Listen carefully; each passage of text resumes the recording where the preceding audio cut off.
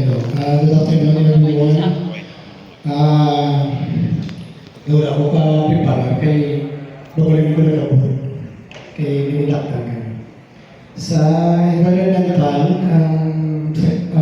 goals is to have clean air.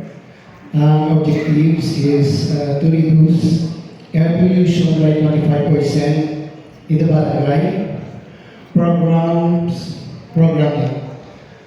Promote clean energy, reduce emission. Examples ni carbon monoxide, sulfur dioxide. Projects, installation of solar panels in the barangay. Activities, conduct of quality monitoring. So, doon siya klase manual monitoring